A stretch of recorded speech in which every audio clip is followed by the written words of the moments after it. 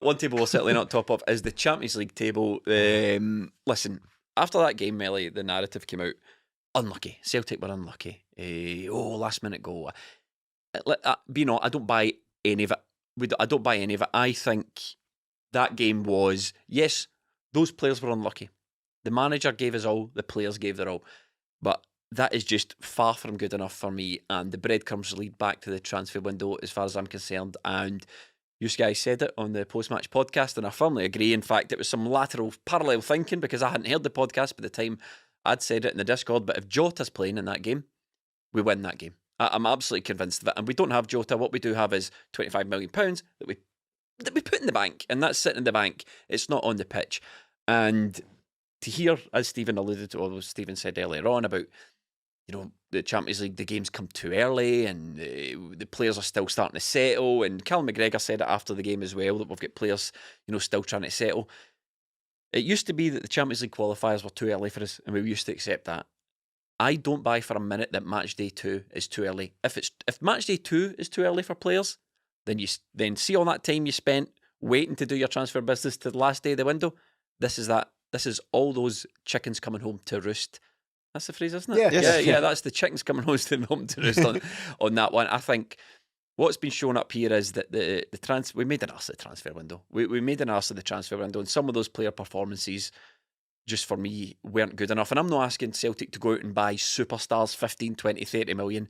I know for a fact, seeing players that have played for Celtic in recent years, that the quality required to progress in that group and to win games like that is available to Celtic. I know it exists. I know it's not out with our transfer budget, and I know it's not out with our ability to sign these players. You're not going to get an easier Champions League game than that crap Lazio team at home to Celtic on a night like that. You're not going to get it, and we fluffed our lines. And it just really disappoints me because that's the first act of a 3-act structure. It's the first act of the Champions League game done, and we're still complaining about not having enough time to learn our lines. It's no good enough. And I really think the board let the manager and the players down, because after the game, Cal McGregor's gutted. The guy's gutted. And we did the post-match podcast. I'm sitting there and I've got a chance to ask a question. And I was going to go in with something like, well, what do we need to do to win a game like that? Because I was pissed off after it. But when you're standing face-to-face with a player and you see how hurt he is, when you see how disappointed the player is, and he's talking about moments in the game and concentration, and the only thing that got me is Cal McGregor's like, we just switched off for 2 seconds at the end and it cost us. It cost you a draw. Aye. But it didn't cost you the win. What cost you the win is a lack of quality in Yang, a lack of quality in Maeda, mistakes at the back. Liam Scales, he performed well, but as you say, the on-the-ball stuff, you correct that. I know you've got some stuff to say as well, and maybe Greg Taylor's, but you correct these mistakes and you're able to correct them, then you win that game. But as far as I'm concerned, 2 games in, 0 points, head-to-head with Atletico Madrid over the next 2 games, the 2 most difficult games.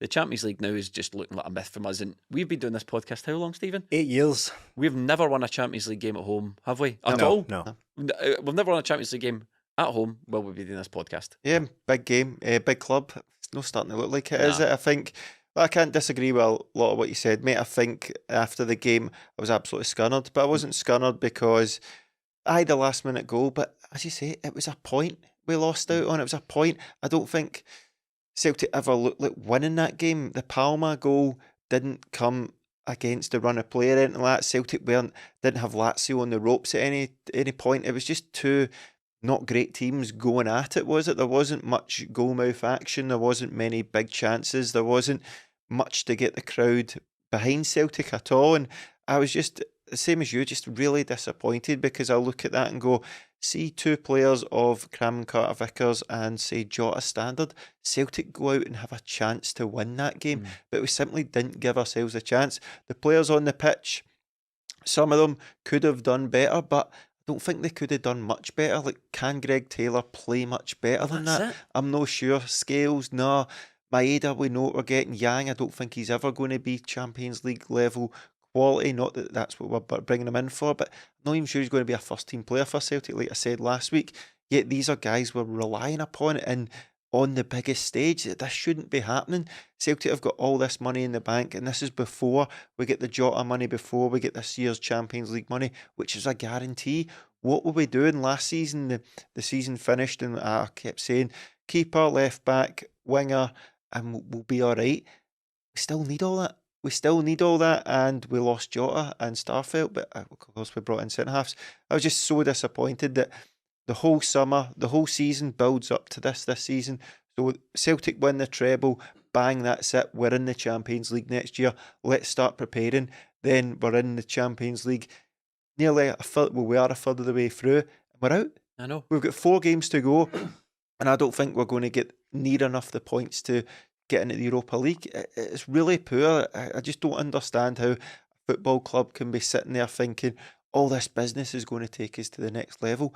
9 players, 1, maybe 2 of them start in Celtic's strongest team. It's not good enough, and it's cost us again. I'm sick of going into every campaign saying we're about 2 players away from being a good team when the excuses to go out and get those players aren't there anymore.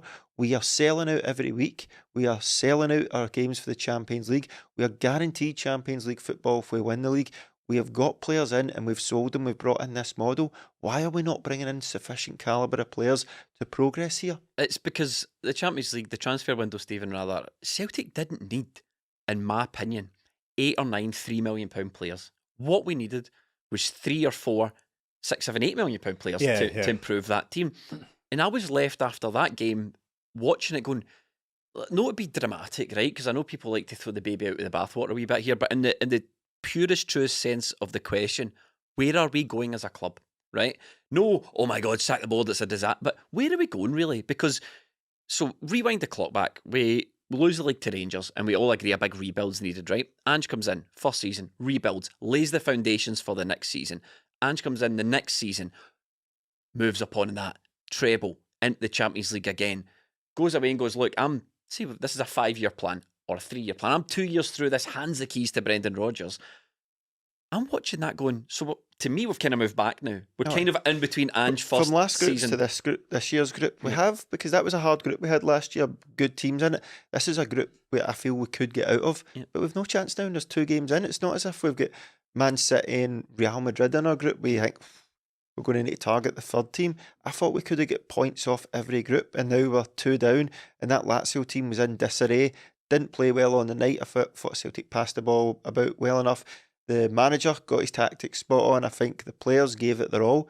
That wasn't enough because there's not enough quality there. There's a player I want to single out. Well, there's a few players I want to single out, but in particular, look, you should be allowed to be harsh about players without people getting too touchy about it, right? And there's no denying that we like the guy, but for me, I was tearing my hair out at the amount of good opportunities that Dyson cost us. Yeah. And he's just up there Decisions in it. He's just doing Dyson stuff, right? And as Melly said on Greg Taylor's performing as well as Greg Taylor can, and Dyson is doing exactly what Dyson can do. But the amount of not playing Kyogo through, missing blatant shots, scuffing stuff, taking one too many touches, taking poor touches. The one where he was clean through and he took a touch and it took him out wide and then he sclaffed it right across the box. And then there's you can ask yourself, like, the overhead kick to make Palmer offside. Is that a clever decision? Is that everything's a bit frantic with Dyson? Yeah. And it's things like that cost us these games. It's not massive gulfs in quality, but we've seen the quality in the side. It's been removed from the side, and that's what's the most frustrating. But what are your thoughts on Dyson?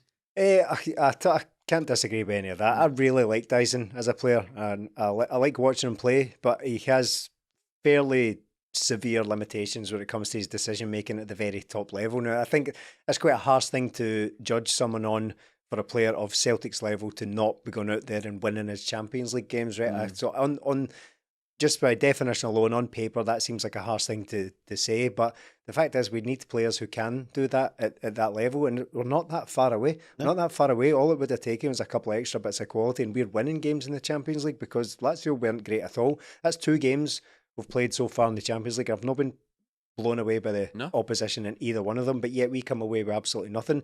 I said to you too before we started recording here that in our, as you say, 8 years we've been doing this, I think the Lazio game is one of the hardest, if not the hardest game to sum up, to respond to react to, I think we've ever done, to be honest, because I don't know quite what to make of it. We are accustomed to European disasters, whether it's humpings off big teams or humblings off minnows. We've seen it all, but I don't really know what category this one goes into because we should have done much, much better. And the galling thing for me about the Champions League now, we're not out, right? Mathematically not out, but it's going to be very, very difficult from here if you're not winning your first home game against a team that isn't the best in the table. You're going to struggle from then on, especially going into a double header against probably the best team.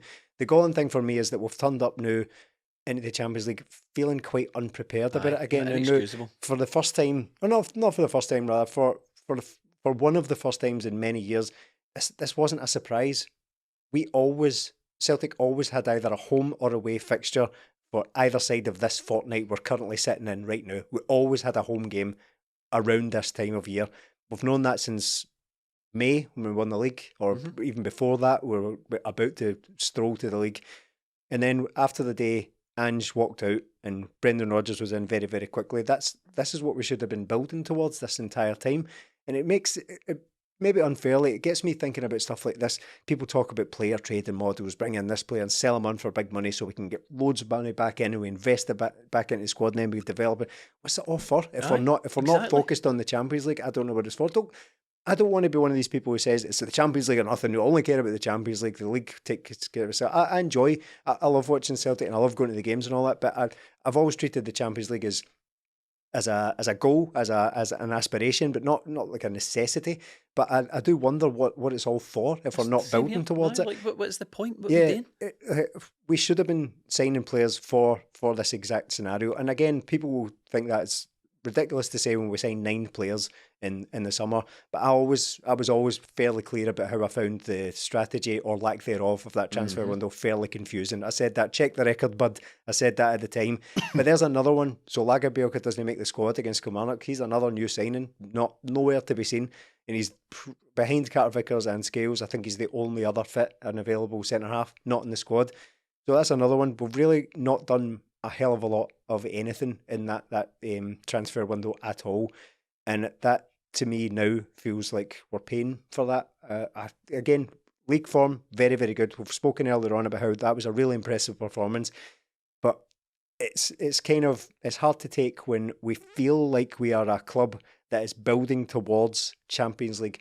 So what we've been saying for months now, a crack at the Champions League, and stay for a crack at the Champions League, stay for another crack at it, because we were knocking on the door last year. We gave it a few black eyes. We didn't get the wins we wanted, but the performances were there. Next year's going to be different, and it's not different at all. So a disappointing night against Lazio for me, to be honest, because going in, I thought, we're underdogs for most games here. We're the top 4 team. But the way these games are playing out, I think, no, it's not. It's right there. We could have beaten. Feyenoord was mental, right? We get 2 men sent off, right?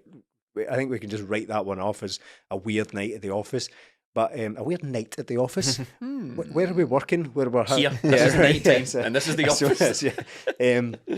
But Lazio was a disappointment for me because I think we should have done better. I'm not going to sit here and demand wins because it's very, very difficult, right? But I know that, and they're good teams we're playing against, but we're not playing against Man City here. We're not playing against Bayern Munich. We're not playing against any of the truly big hitters of the competition.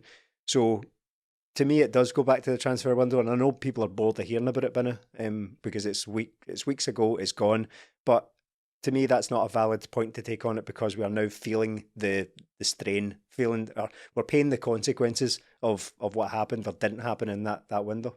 Yeah, last season I think we sort of consolidated, didn't we? We knew if we won the league we were getting into the Champions League. We went out and got Jota and Carter Vickers, and you thought, right, we mean business here. Brought in a couple of our players, none of them really turned out well, but this season it was always Celtic are in a difficult position. Maybe some certain players don't want to come here because unless there's guaranteed Champions League football. We've got that now. We've got players going for millions of pounds. We've got players getting international recognition. Everything's there for Celtic to attract players here. We're just not doing it. We're not doing it, and it's not as if, but did you ever attract those players? Don't need to be guys that have played in the Champions League before. Go and find Carter Vickers level players, find Jota level players, find guys like Kyogo and Hatate.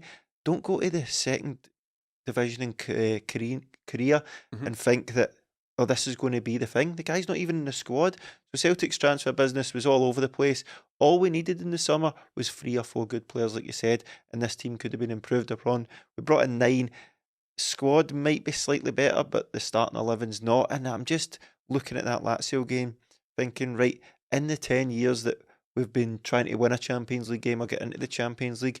Of all the games, that was the one we should have won. That was the one, the missed opportunity.